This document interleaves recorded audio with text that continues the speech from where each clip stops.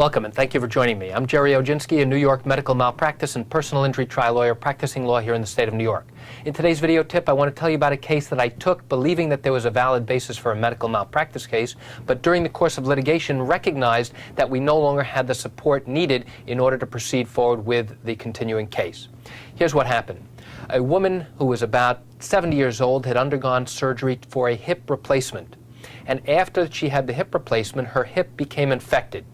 She claimed that the doctor failed to recognize that her hip became infected, and as a result, she needed to have another surgery to take out the hardware that had just been put in within a short period of time. Initially, we believed that there was a missed infection that, if treated early enough, would have prevented the spread and contamination of the hardware that had just been installed, and would have prevented the need for this patient to have another surgery to remove all of the hardware and to have additional hardware put in.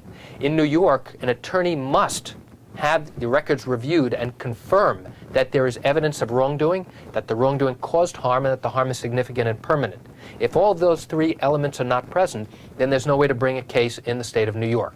During the course of obtaining testimony from the doctors who treated this patient, did we learn new information that we never had at the beginning of this case. Once I obtained this additional information, I submitted it to my orthopedic expert for further evaluation. The response I got from my expert was, if we had known this information at the beginning of the case, he never would have confirmed that we had a basis to proceed forward. So now we had completed half of the litigation process, and now we were stuck because now I no longer had the ability to continue forward with the case because I now knew that I could not support the case with a medical expert.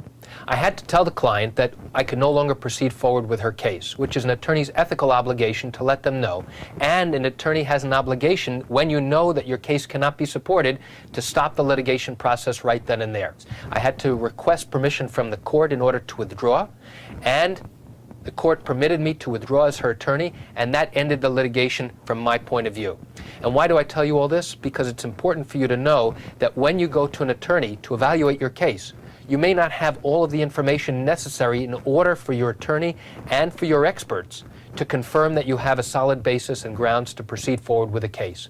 And if new information turns up during the course of litigation, your attorney is obligated to get an opinion from your expert to make sure that you still have an ongoing basis to proceed forward with your case. And that's it for today's video tip. I want to thank you for joining me. I'm Gerry Oginski. Have a great day.